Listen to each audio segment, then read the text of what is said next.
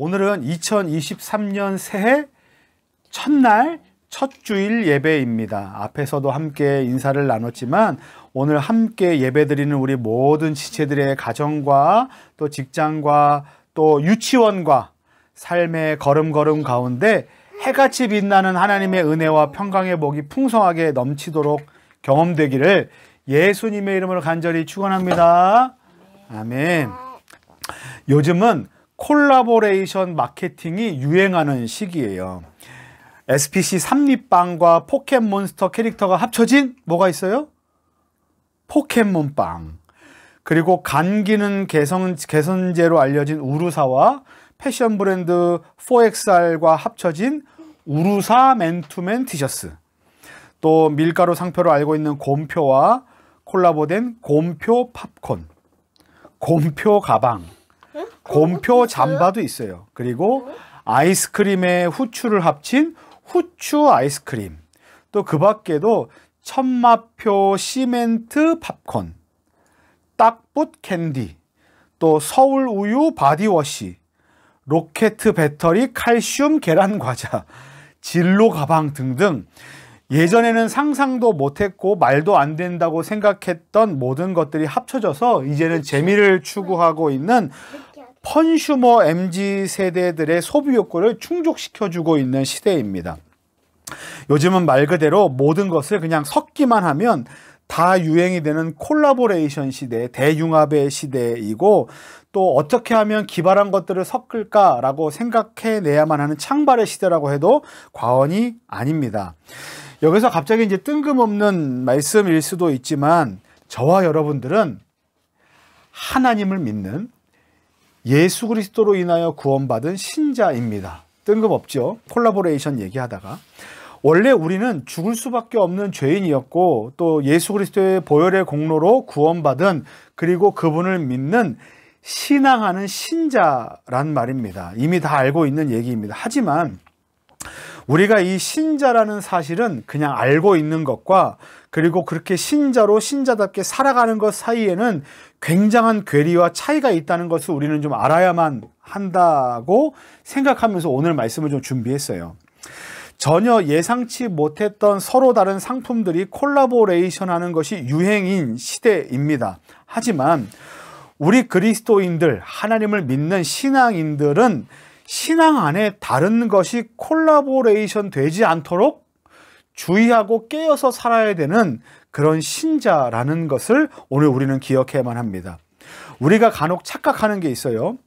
우리가 흔히 불신앙적인 것들이라고 생각하는 것들이 굉장히 흉측하거나 또 사악하거나 괴기스러운 것들이라고만 생각하는 경향이 있습니다. 하지만 불신앙적인 요소, 하나님이 기뻐하시지 않는 것들은요, 오히려 우리가 보기에 상당히 매력적이고 상당히 합리적이어서 이해할 만하고 또 대중적이고 친절하고 또 상냥하고 때로는 관용처럼 상당히 넓은 아량과 인정이 많은 모습으로 우리에게 존재하는 것들이 대부분입니다. 어쩌면 더하게는 우리가 말하는 신앙적인 모습이라고 여겨지는 것들도 불신앙적인 요소가 될 때도 있습니다. 그래서 우리는 어떻게 해야 되냐면 항상 깨어 있어야만 해요. 그리고 늘 자기 자신의 신앙의 모습을 점검하고 돌아봐야만 합니다. 여러분들에게 질문을 하나 드릴게요. 여러분들은 2022년 신자로 어떻게 살아오셨습니까? 그리고 어떻게 사셨습니까? 오늘 앞에서 말씀드린 것처럼 우리는 2023년 첫 번째 날, 첫 번째 주일, 또 새로운 출발선상에 우리는 서 있어요. 사랑하는 성도 여러분, 바라기는 오늘 말씀을 통해서 지나온 우리의 신앙의 여정을 잘 돌아보고 또 점검하는 시간 되기를 예수님의 이름으로 간절히 축원합니다. 또한 새롭게 이제 2023년을 달려나갈 텐데 하나님께서 우리에게 맡겨주신 이 삶을 하나님을 신앙하는 신자답게 아름답고 멋지게 살아가시는 저와 여러분들 되시기를 예수님의 이름으로 간절히 축복합니다. 자, 여러분 오늘 우리가 함께 읽은 본문 말씀이 사무엘상 그 말씀 안에 위치해 있어요. 사무엘상의 그 많은 주제들 가운데 뭐 핵심 주제 하나를 꼽으라고 말한다면 저는 이렇게 꼽고 싶어요. 하나님의 함께하심이다 라고 말씀드리고 싶습니다. 뭐라고요? 하나님의 함께하심. 자, 그리고 구약 성경에서는 그런 하나님의 함께하시고 하나님이 임재하시는 것을 눈으로 볼 수 있게 해주는 상징적인 요소가 있는데 바로 법궤예요. 법궤. 이 법궤는요, 하나님의 언약의 말씀을 보관하는 상자예요. 그런데 동시에 그 윗부분은 속죄소라고 말하는데 그 속죄소는 왕이신 하나님께서 앉으시는 의자, 이렇게 어좌, 이렇게 보좌라고 할 수 있어요. 그렇기 때문에 이와 같은 법궤가 이스라엘 백성들 가운데 있다라는 것은 뭘 상징하냐면 하나님께서 이스라엘 백성들과 함께 계신다라는 것을 보여주는 상징적인 그 물건이 된다는 거예요. 근데 그런 이스라엘 백성들이 마침 그 블레셋 사람들과 전쟁 중에 있을 때 이 전쟁을 어떻게 하면 이길 수 있을까라고 떠올리다가 아주 멋진 아이디어 하나를 떠올렸습니다. 그게 뭐냐 하면 하나님의 임재의 상징인 그 법궤를 전쟁이 벌어지고 있는 전쟁터 한가운데로 갖고 오면 하나님이 함께 그곳으로 오셔서 우리가 싸움이 이기지 않을까라는 그와 같은 아이디어를 떠올렸어요. 그리고 그랬더니 그 전쟁에서 이스라엘 백성들이 이겼다, 졌다? 졌어요. 왜 졌냐 하면 이스라엘 백성들은 하나님이 함께 하신다는 것을 물질적인 그 모양으로만 생각했던 거예요. 마치 하나님께서 임재하신다는 상징으로 있었던 그 하나님의 법궤를 뭘로 여겼냐면 미신처럼 여겼어요. 그러니까 이런 거죠. 성경책은 하나님께서 우리에게 주신 말씀인데 이 성경책을 베고 자면, 베개 대신 베고 자면 내가 지혜로워질 거야 라고 하는, 마치 성경을 읽는 것, 하나님의 말씀을 대하는 것으로 여기지 않고 미신적인 것으로 여기는 것처럼 하나님의 법궤를 그렇게 여겼다는 거예요. 그래서 그 전쟁에서 결국 그 죄로 인해서 패했습니다. 그리고 그 법궤를 이방 사람들에게 빼앗기는 수모까지 겪게 됐어요. 그런데 오늘 우리가 7장 말씀을 봤거든요. 그렇죠? 근데 7장 말씀은요, 어떤 거냐면 그렇게 빼앗겼던 법궤가 다시 이스라엘 영토 안으로 돌아온 다음에 기록된 말씀이 오늘 말씀의 내용이에요. 앞에서도 이제 제가 말씀드렸지만 하나님께서 말씀하신 그 법궤가 이스라엘 영토 안에 있다라는 건 뭘 의미해요? 하나님께서 이스라엘 백성들 가운데 거하신다라는 것을 보여주는 거라 그랬죠. 그런데 하나님의 영광이, 하나님의 법궤가, 하나님의 의자가 이스라엘 영토 안으로 돌아왔는 것, 그때로부터 20년이 지났음에도 불구하고 이스라엘 백성들의 마음은 어땠다? 여전히 온전하지 못했다. 여전히 불신앙적인 요소들을 그 마음 안에 갖고 있었다라는 것이 오늘 말씀의 핵심입니다. 물론 그들 안에는 하나님에 대한 열심이 있었어요. 하나님을 신앙하는 마음이 분명히 있었습니다. 2절 말씀을 보시겠습니다. 2절 하반절 말씀에 보면 이스라엘 온 족속이 여호와를 사모하니라 라고 했어요. 여기서 사모하다라는 말은요, 하나님께 부르짖어 찾다라는 거예요. 그러니까 이스라엘 백성들이 여호와 하나님께 부르짖는 신앙적인 태도가 있었다는 것을 보여줍니다. 그들이 하나님을 믿었어요? 안 믿었어요? 믿었죠. 그런데 그 다음에 나오는 사무엘 선지자의 메시지를 한번 들어보세요. 3절 말씀에, 여기 한번 볼까요?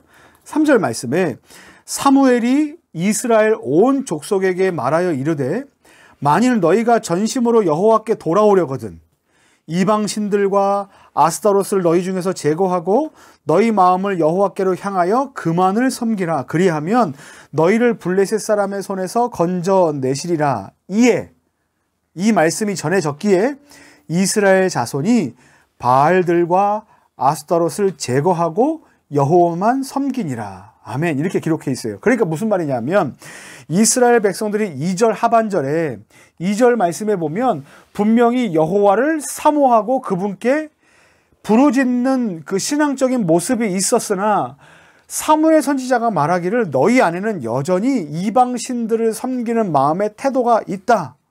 그러니 하나님 앞에로 돌아오려거든 이런 것들을 같이 들고 올 것이 아니라 그 모든 것들을 다 제거하고 온전히 하나님만을 섬기는 그 마음을 갖고 하나님께로 돌아와야 한다. 그랬더니 4절에 어떻게 해요? 이스라엘 자손이 그 말씀을 듣고 바알들과 아스타롯, 그러니까 우상들을 제거하고 어떻게 해요? 여호와만을, 여호와 하나님도 섬긴 게 아니라 여호와 하나님만을 섬기는 것으로 그 마음의 방향을 돌이켰다라는 거예요. 이게 무슨 말입니까? 그들이 하나님을 섬기지 않은 적도 없지만 그들 안에 우상이 없었던 적도 없다는 것을 말해주고 있어요. 그러니까 지금식으로 표현하면, 앞에서 제가 말씀드린 식으로 표현하면 하나님을 섬기는 하나님 신앙과 여호와 신앙과 우상들을 섬기는 이 우상들을 신앙하는 것이 콜라보되어 있는 불신앙적인 요소들이 우리 안에, 그 이스라엘 백성들 안에 자리 잡고 있었다는 거예요. 그 콜라보레이션 신앙이 얼마나 매력적으로 보였겠습니까? 얼마나 아름답게 보였겠어요. 우리 어린 친구들이 갖고 다니는 이 쿠루미 얼마나 귀엽고 아름다워요. 나도 저거 하나 가지면 좋겠다.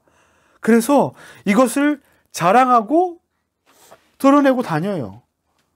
그리고 이게 없어지면 어떻게 돼요? 이게 부서지면 어떻게 돼요? 너무나 기뻐하고 슬퍼하며 예배 드릴 기분도 안 되겠죠. 아, 나 이게 없어졌어. 그러니까 오늘 기분이 나빠. 예배 드릴 수 없어. 라고 말하지만 그게 뭐라는 거예요?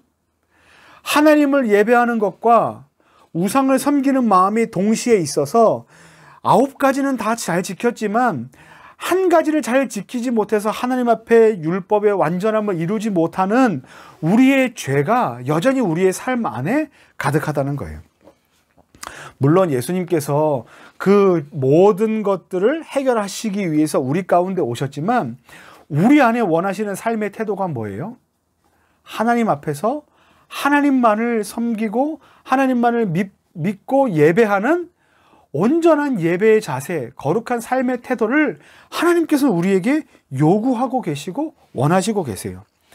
우리는 세상을 살아가는 그리스도인이에요. 그래서 세상을 건너뛰지 못하고 세상 속에서 그리스도인답게 살아가야만 합니다. 그런데 문제는 우리가 세상 속에서 그리스도인으로 살아가면서 그리스도인답게 살아가는 것이 아니라 세상 사람들에게 그대로 물들어 세상이 원하고 추구하는 것을 우리가 믿는 신앙의 현장으로 끌어들여와 이렇게 믿어도 되지 않습니까? 이렇게 예배해도 되지 않습니까? 라고 하나님이 말씀하시지 않은 방법들과 하나님이 원하시지 않는 삶의 모습들을 가지고 그렇게 신앙생활을 하려고 한다는 거예요.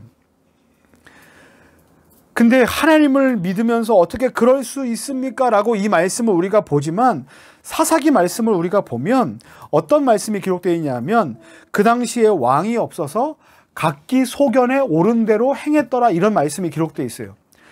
소견에 옳은 대로 행했다는 건 뭐냐 하면 기준이 없는 거예요. 만약에 한 가지 기준이 있다면 그 기준은 내 느낌과 내 감정이에요. 자, 생각해 보세요. 우리 시우 친구가 갖고 있는 감정과 기준, 지우가 갖고 있는 감정과 기준이 같아요, 틀려요? 달라요. 그래서 어떤 사람들은 이게 옳다고 말하지만 어떤 사람들은 이게 옳지 않다고 얘기해요. 왜냐하면 각자가 느끼는 감정과 그리고 각자가 생각하는 그 생각이 다르기 때문이에요. 그러니까 각각 소견에 옳은 대로 행했다는 건 무법한 시대, 법이 없는 시대예요. 마음대로 행하는 시대. 무엇이 옳고 무엇이 그른지에 대한 그 기준이 없는 시대가 바로 사사기의 시대였어요. 그들은 하나님을 신앙하고 하나님을 예배한다고 말하지만 하나님이 원하시는 방법과 하나님이 말씀하시는 뜻과는 전혀 상관없이 뭐에 따라 움직였어요? 내 마음과 내 감정과 내 생각대로만 움직이려고 했던 시대가 바로 그 시대고, 그리고 또한 어떤 시대인지 아십니까? 지금 우리가 사는 시대예요. 오늘 본문이 나오는 사무엘상 7장은요 그러한 각자 소견에 옳은 대로 행했던 시대의 연장이라고 할 수 있어요. 하나님을 신앙한다고 말하지만 진짜 하나님께서 어떤 분이신지, 그리고 그 하나님을 어떻게 신앙하는 것이 바른 것인지에 대해서는 전혀 관심이 없는 시대가 바로 그 시대였고 지금 우리가 사는 시대예요. 제가 예를 한번 들어볼게요. 예전에 이제 제가 대리운전을 하던 그 시기에 인천에서 서울 방향으로 가던 차량을 이제 콜을 받아 운전했던 적이 있어요. 근데 고객이 대리운전을 하는 기사에게 이렇게 말을 많이 거는 뭐 고객분들도 있지만 대개는 말을 하지 않고 조용히 가는 분들도 있고 또 어떤 분들은 그 상황이 너무나 애매하니까 자기가 아는 친구들에게 그 시간에 계속 전화 통화하는 사람들이 있어요. 이분도 그날 그 이동하는 1시간 거리 그 시간 동안 계속해서 뭐 5, 6명에 돌아가면서 전화를 하셨던 분으로 제가 기억을 합니다.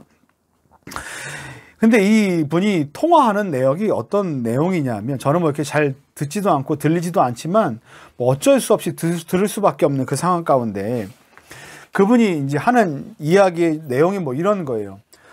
어떻게 하면 회사에서 자기가 운영하는 회사에서 이게 그 세금을 뜯기지 않고 이렇게 합법적으로 보이면서 이렇게 세금을 탈세할 수 있을까? 물론 절세하는 것과는 좀 다른 방법입니다. 절세하는 방법과는 다른 방법인데 어떻게 하면 이렇게 걸리지 않고 탈세할 수 있을까? 불법적인 일을 행할 수 있을까에 대해서 계속 얘기해요. 그리고 전화를 끊고 다른 분들하고 통화할 때는 그렇게 욕을 막 하면서 다른 사람들에게 욕설을 하고 좋지 않은 대화를 하고 음란한 대화들을 합니다.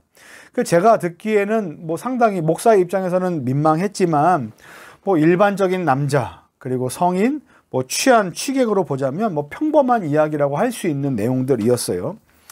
저도 뭐 애써 듣고 싶진 않았지만 백색 소음 정도로 여겼지만 뭐 아무튼 얘기가 들려오기 때문에 그렇게 들렸는데 그렇게 대수롭지 않게 듣던 그 내용 중에 그 남성 고객분이 뱉었던 그 한마디가 제 마음에 이렇게 막 지진을 일으켰던 얘기가 있는데 어떤 얘기냐면 그렇게 전화를 끊으면서 이렇게 얘기합니다. 친구에게 얘기하는 거예요. 야, 그런데 나 내일 일부 예배 못 간다 라는 얘기예요. 한참 불법적인 얘기들 취한 상태에서 욕을 뱉고 그리고 좋지 못한 이야기들을 하고 그리고 아주 나쁜 농담들을 해가면서 그렇게 한참 대화를 마무리하는 끝에 하는 얘기가 나 내일 예배에 못 간다라는 거예요. 그때 제 두뇌와 제 마음에 지진이 일어났는데 왜 그러냐면 아, 이 사람이 교회 다니는구나. 이 사람이 다른 사람한테는 예수 믿는다고 얘기하는 사람이구나. 종교란에 기독교라고 쓰는 사람이구나. 그런데 어떻습니까? 삶의 모양과 예배하는 현장, 그러니까 예배하는 곳과 그리고 삶을 살아가는 현장과의 이 차이, 괴리가 너무나 크다는 것을 제가 그 안에서 발견한 다음에 너무나 큰 충격을 받았습니다. 그러면서 지나온 많은 시간 동안 이제 사역을 하면서 남자 성도님들에게 성경 공부를 하고 남자 성도님들에게 말씀을 가르치면서 혹시나 내가 만났던 그 성도님들의 삶에는 이런 모습은 없었겠지. 나는 이렇게 마음을 가지면서도 아, 우리가 신앙생활을 하는 것과 그리고 삶을 거룩하게 살아가는 것과는 전혀 다른 것으로 인지하고 있는 사람들이 참 많겠다라는 생각들을 갖고 있습니다. 우리가 신자라고 말할 때, 우리가 예수님을 믿는다고 말할 때 그 신자됨은 예수 믿는 것은 겉모양에만 있지 않아요. 나 교회에 간다, 나 예배 드린다, 성경 공부했다, 헌금 드린다, 나 뭐 구역 신방 받았다, 우리 계엄 예배 드렸다 라는 겉모양에만 우리의 신자됨이 있지 않아요. 물론 이렇게 예배 드리고 출석하고 헌금 드리고 그리고 개업할 때마다 개업 예배를 드리고 어떤 뭐 병이 있을 때마다 목사를 이렇게 청빙해서 뭔가 그 자리에서 신방받고 기도하는 것 중요하지만 그것을 다 했다 해도 그 마음 안에 우리가 신자답게 살아가지 못한다면 우리가 하는 그 많은 것들은 하나님을 믿는 그 신앙과 우상들을 콜라보해서 섬기고 있는 불신앙의 현장이 될 수 있다는 거예요. 마치 이스라엘 백성들이 블레셋 사람들과 전쟁터에서 한번 이겨보겠다고 하나님을 사모하는 마음 없이 그냥 그 법궤라는 그 궤, 상자에만 집중해서 그것을 단지 어디에요? 전쟁터 안으로 갖고 왔을 때 전쟁에서 패배했던 것처럼 우리 안에는 신앙적인 모습이 잘못된 모습으로 이렇게 살아가는 때가 우리 안에 있을 수 있다는 겁니다. 그때 사무엘 선지자가 했던 말씀을 기억해야만 해요. 7장 3절 말씀입니다. 여호와께로 돌아오려거든 우상을 제거하고 마음을 여호와께로 향하여 그만을 섬기라. 여기서 보면 여호와께로 향하여, 이 향하여다는 말은 어떤 거냐면 확고히 정하는 거예요. 거기만 보는 거예요. 그리고 그만 섬기라 라는 것은 그만, 그분만, 그러니까 두 주인을 섬기는 것이 아니라 이것도 섬기고 저것도 섬긴다. 하나님도 섬기고 돈을 섬기고 하나님도 섬기고 다른 것도 섬기는 것이 아니라 오직 주인 한 분, 단 한쪽만 단호하게 선택할 것이 요구되는 것이 바로 오늘의 말씀입니다. 이스라엘 백성들이 여태까지 어떻게 살았냐면 하나님을 섬긴다고 말하면서도 우상을 섬겼고 번제를 드린다고 말하면서도 산당에서 다른 제사를 드려왔습니다. 그러니까 두 주인을 섬겼던 거예요. 사무엘 선지자는 그들에게 말합니다. 그 어떤 것에도 마음을 빼앗겨 좌로나 우로나 치우치지 말고 온전히 그리고 단호하고 확고하게 하나님 한 분만을 신뢰할 것을 가르치고 있어요. 그래서 나타난 결과가 뭔지 아십니까? 미스바 회개 운동이에요. 우리가 하나님만 보겠습니다. 우리가 회개합니다. 라고는 미스바 회개 운동이에요. 그때 마침 블레셋 사람들이 다시 쳐들어와요. 그리고 어느 때보다 영적으로 뜨거웠던 이스라엘 백성들, 그들이 다른 방법을 찾지 않고 오직 여호와 하나님만을 찾습니다. 그랬더니 어떻게 됐습니까? 하나님께서 그들 가운데 승리를 주셨어요. 그런데 보십시오. 하나님을 찾고 승리를 얻었던 그 자리에다가 돌 하나를 갖다 놓고 사무엘 선지자가 그 돌의 이름을 뭐라고 붙이냐면 이 돌은 에벤에셀이다 라고 붙여요. 뭐라고요? 시작. 에벤에셀. 에벤에셀은 무슨 뜻이냐면 도움의 돌이라는 뜻을 갖고 있어요. 도움의 돌. 그러니까 에벤에셀의 돌을 딱 여기다 갖다 놓고 이렇게 하는 거예요. 하나님이 우리를 도우셨다. 우리가 싸움에서 이겼던 그 승리의 요인은 하나님이시다 라고 고백하는 것과 같아요. 그런데 이 에벤에셀이라는 말은요, 여기서만 있는 말이 아니에요. 원래 에벤에셀은 지역 이름이에요. 어떤 그 곳에 있냐면 사장에서 에벤에셀이라는 곳이 있는데 아까 왜 그 법궤가 옮겨졌을 때 전쟁에서 졌다 그랬잖아요. 그 졌던 장소의 이름이 뭐냐면 에벤에셀이에요. 에벤에셀. 그런데 생각해 보세요. 내가 에벤에셀이라는 곳에서 졌어요. 흑역사예요. 그러면 나중에 기쁜 일이 생겼을 때 그 이름을 떠올리는 게 좋을까요? 아니요, 안 좋아요. 왜냐하면 그 이름을 떠올릴 때마다 슬프고 창피하고 부끄럽기 때문에 그래요.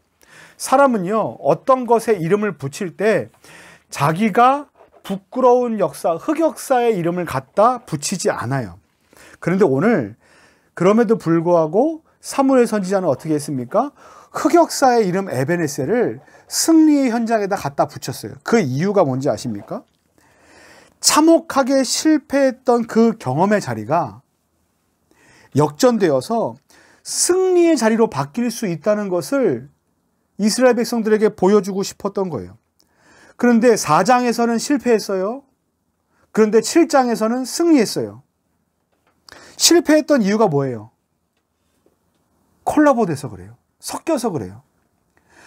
하나님을 섬기는 것과 다른 것을 병행해서 섬김으로 불신앙적인 태도를 가졌는데 7장에서 승리했던 이유는 뭡니까?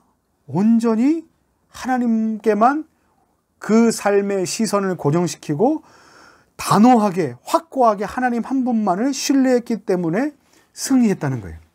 그래서 4장에서 실패했던 에벤에셀의 이름을 다시 7장으로 갖고 와 에벤에셀의 돌의 이름을 명명하면서 하나님을 신앙하는 신자들의 삶의 영적인 삶의 모양이 바로 이와 같은 승리의 삶이 될 것이다 라고 하나님께서 말씀하시는 것을 이스라엘 백성들에게 보여줬다는 거예요. 여러분, 오늘 우리는 2022년을 이제 보냈어요. 그리고 2023년의 문을 열었습니다. 바라기는 저와 여러분들의 2023년이 에벤에셀의 돌이 놓여지는 영적으로 승리하는 한 해가 되기를 예수님의 이름으로 간절히 축원합니다. 그런데 우리는 어떻게 해야 됩니까? 반드시 점검해야만 해요. 우리가 영적으로 승리의 에벤에셀의 돌을 놓기 위해서는 우리는 점검해야 되는데 무엇을 점검해야 되냐면 우리의 삶 안에 내가 신앙하는 이 신앙의 모습 안에 하나님과 세상을 하나님과 그럴싸한 다른 우상을 함께 콜라보해서 섬기는 신앙적인 요소들은 혹시 있지는 않은지 우리는 점검해야만 합니다. 앞에서도 말씀드렸지만 하나님께서 싫어하시는 우상적인 것들은요, 절대 흉측하거나 사악하거나 괴기스러운 것들만 있지 않습니다. 오히려 매력적이고 합리적이고 있어야만 하고 친절해 보이고 대중적이고 상냥해 보이고 귀여워 보이고 관용적으로 보이고 포용력 있게 보이는 것이 불신앙적인 요소가 될 때가 너무나 많아요. 그때 우리는 말씀을 기억해야만 합니다. 3절 말씀, 사무엘이 이스라엘 온 족속에게 말하여 이르되 만일 너희가 전심으로 여호와께 돌아오려거든 이방 신들과 아스다롯을 너희 중에서 제거하고 너희 마음을 여호와께로 향하여 어떻게 하라? 그만을 섬기라. 그리하면 너희를 블레셋 사람의 손에서 반드시 건져내실 것이다. 너희가 반드시 승리하여 2023년 그 삶의 걸음 가운데 영적인 에벤에셀의 돌을 놓게 될 것이다. 실패가 승리가 되는 요인은 우리의 마음을 하나님께로 향하는 것입니다. 여러분 기억하십시오. 하나님을 신앙하는 것과 세상 가치를 절대 콜라보하지 마십시오. 영적으로 깨어 있으십시오. 그리고 날마다 우리의 삶을 점검하십시오. 우리 안에 혼합된 무엇이 있는가를 우리는 점검해야만 합니다.